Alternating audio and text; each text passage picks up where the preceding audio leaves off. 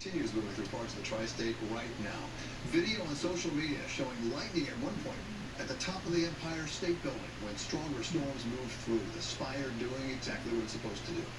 The good news, these storms are helping end the 6-day heat wave. The first round went through around lunchtime today with powerful thunderstorms and heavy rain. Look at that. So what is ahead for tonight? Let's check in with Chief Meteorologist Lee Goldberg. He's over at the Weather Wall and he's tracking everything. Lee. Maybe not what you think, Listenville. I'll get to that in a second, but how about this crazy capture from one of our Eyewitness News viewer of what he calls stormy electric skies over New York City. Maybe 2 spires getting struck here during this storm. Unbelievable, backlit by some sunshine. Dan TV USA's Dan Martlet, he's where the follow, just tremendous captures. Now here's the key. The midday storms have muted the late day storms, so the severe threat ending earlier. There will still be some scattered downpours overnight, so don't let your guard down for that. And these storms or downpours signal the end of the heat wave. It'll turn more comfortable over the next couple of days. So the heat wave ends at 6 because the storms came midday, didn't allow us to get to 90 today, but it's still very humid. So now you see all the watches are down from New York City, North and West Long Island too. Connecticut still till 8 o'clock tonight, and Monmouth and Ocean until about 10 o'clock tonight. And right now, the only game in town is over LBI. This tremendous lightning. This is going to move offshore in the next basically 20 minutes or so.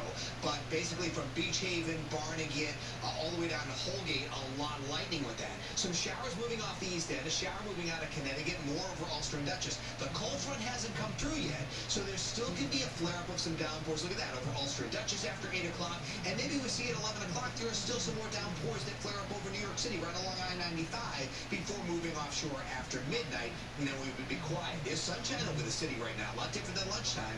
We've rebounded to 81. It's still very humid. But by later tonight, lower humidity comes in. We even drop into the 50s north and west, 60s to low 70s in most spots. And then tomorrow, mid-80s, lower humidity, not a bad day, much more comfortable. There will be some clouds, especially from the city on southward during the day tomorrow, but relief arrives. Coming up, the comfy couple of days, and then the return of the heat, but don't worry, it won't be as extreme.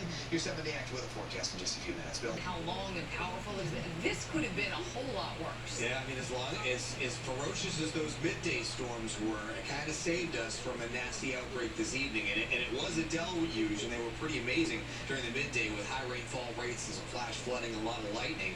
But now you're noticing the severe thunderstorm watch being dropped in parts of the Hudson Valley, New York City, Long Island, northern New Jersey. Still holding on to that watch over Monmouth and Ocean, although that likely to be dropped shortly, and over parts of Connecticut too. See, the front still has to go through, so could there be a flare-up this evening of a couple of downpours? Yes. Right now, we're still watching that big lightning producer move away from Long Beach Island. And you still see some showers from Tom's River to Stafford, but things are starting to quiet down. Lightning strike near Little Lake Harbor. A flare-up of a downpour just between Northeastern and Media headed toward Sharon in Connecticut. So that's moving out of Dutchess County. And here's the front coming into the area right now. So along the front, there still can be some downpours as we go through the evening hours.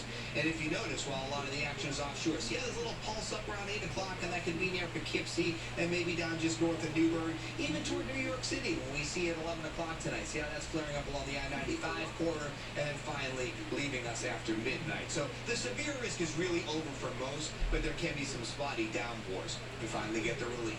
Cooler and less humid tomorrow and Wednesday. I mean, the humidity's creeping up a little bit on Wednesday, but it's still fairly comfortable by July standards. Only in the middle 80s, too.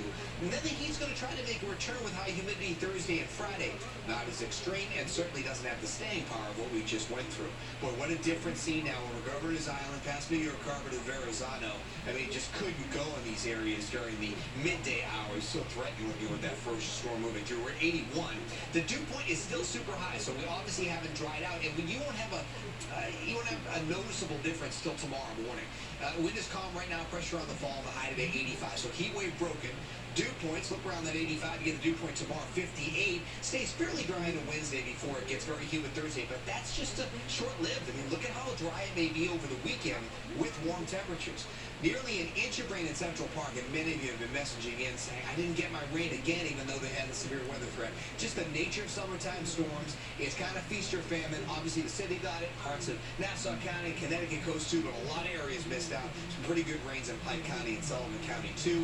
See, we still have the opportunity for some downpours during the overnight, but they are going to be very spotty. And then by tomorrow, you're just looking at a partly sunny day, more sunny breaks north, more clouds in the south, but it's a day in the 80s with low humidity. Should feel quite comfortable. with the front that's going to today just off our shores, I can see how there's more clouds not only to the south, but even a passing shower over Monmouth and Ocean County, even though the Futurecast is not depicting that. Boaters and beachgoers have to beware the rip current risk is high and the waves are still choppy in the wake of this front. A north wind in the morning going over to southwest. Spotty showers, a few downpours still around, partly cloudy later tonight and less humid late. You'll notice it tomorrow morning. 84 degrees tomorrow, a cooler and drier day. Not a lot of sunshine south of New York City. There will be some breaks, but I think you'll see more sunshine north of the city. But again, a more comfortable day. A shower south tomorrow night, partly cloudy skies. Here's your 7-day AccuWeather forecast. So the next 2 days, very reasonable. 84, 85 respectively.